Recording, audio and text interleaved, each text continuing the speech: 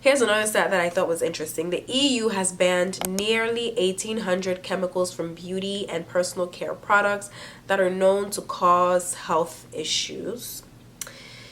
However, the Food and Drug Administration, the FDA, has only banned or restricted 11 ingredients from cosmetics to date, compared to the 1,800 in the EU. Black women purchase 9 times more hair care products than any other demographic. So not only are we spending way more than other demographics on hair care products, but a majority of those hair care products contain chemicals that are actually kind of killing us. It's holiday season, so I thought this was the perfect time to have this conversation. So there's something about supporting Black businesses, and then there's something about supporting non-toxic Black businesses. You have the money and you want to be a little more conscious about where you're spending it, so that it not only benefits your health, but it also benefits your wallet, as opposed to spending your money on products that just make you look cute, and that's literally it. It's just like aesthetics over your health any day, all day, and we're spending so much money on it. So we're going to talk about this cheat list that I'm so excited, because this is something that I need to, where it's like, okay, you're telling me that I shouldn't be using this, but what should I be using then? And so there's this whole list of non-toxic Black beauty brands, Black beauty businesses, and emphasis on non-toxic, because yes, there's a lot of Black beauty brands, period, but how many of them are going the extra mile to keep us safe? This list is going to be it.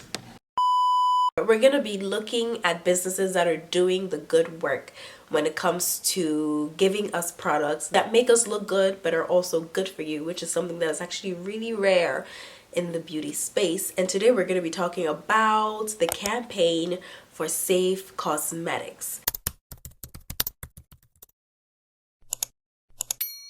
Okay, and so before we get into the video, the usual disclaimers. If you're new here, you already know it, so you can skip past it. If you're not new here, 2 things I want you to remember. I am not a doctor. I am just a regular old girly who is getting on YouTube and wondering, why are we not talking about a lot of this stuff where we're literally ingrained in a culture that is overexposed to this stuff? And by stuff, I mean beauty products. And so if you're in the same boat and you also want to do the research and you also want to have the conversations, this video is for you. Disclaimer number 2, we're not judging anyone. This is a safe space. If you're pointing a finger at someone, remember that there are 3 others that are pointing right back at you. So a lot of these chemicals that we're exposing ourselves to in the sense of beauty products, they are also present in a lot of other products that are not beauty products. Okay, so we're coming into this conversation just being open to learn, get information, and to also spread information and look for potential solutions. So by continuing to watch this video, you are agreeing to those terms and conditions. You ready? Let's get into it. So the campaign for safe cosmetics, we're going to be calling them CSC moving forward, because that's a mouthful. Okay, I have my laptop here per usual. So who are they and why should you care? So CSC, the Campaign for Safe Cosmetics, is made up of leading NGOs and scientists that are working to improve Black women's health. And so they launched this specific campaign, which is what I'm going to talk about in this video, called the Non-Toxic Black Beauty Project. Okay, so they got together. They're made up of a whole bunch of scientists and NGOs, because they're realizing that Black women and Black girls and just Black people who choose to use these beauty products are overexposed to toxic chemicals that we're not talking enough of.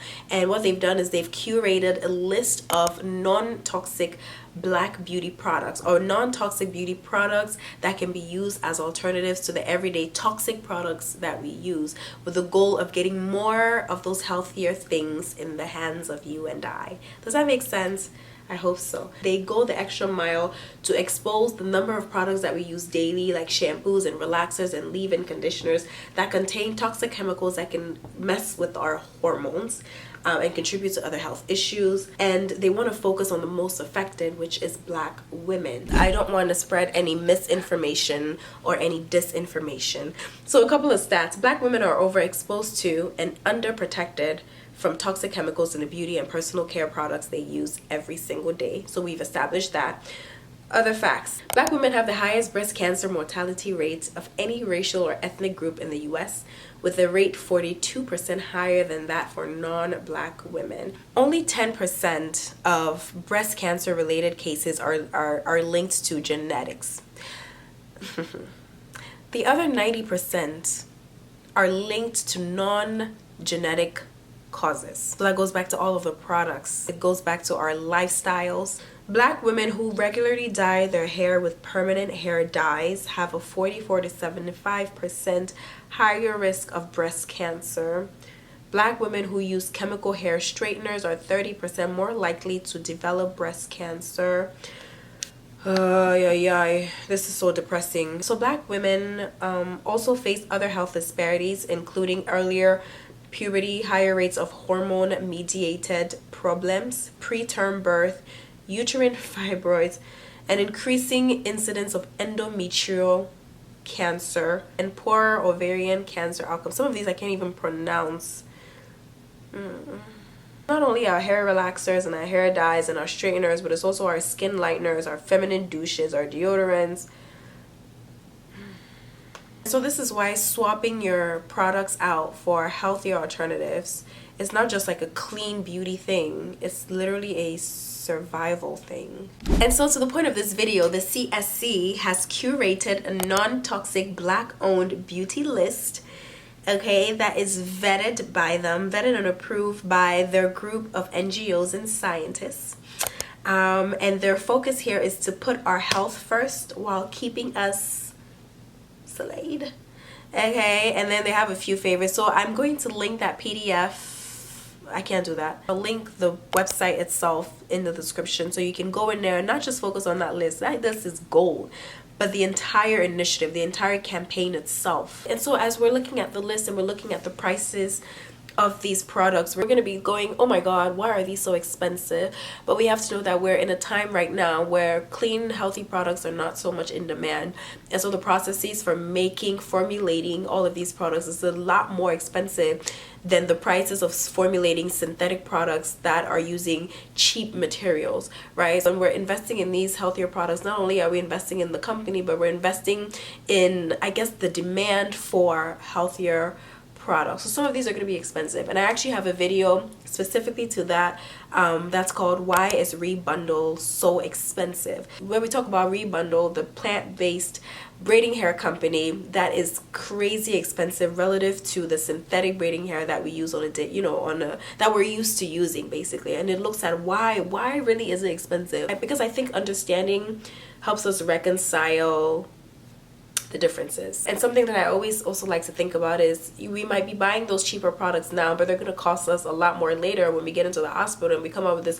hospital bill that our insurance companies are not going to help us pay because we wanted a cheap deal, when it's like the effects, the detrimental effects in the long run are going to cost us a lot more, if not even our lives. Prevention is better than cure. And so maybe let's think about this as we're going through the list, maybe looking at some of those ingredients and some of those products and some of those prices and going, what is going on? If there's something that you're aware of that you're like, why are we not talking about this enough?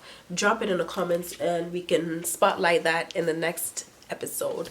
And if this is really, really helpful to you, share it with someone that you feel might benefit from it. I'll see you guys on the next one.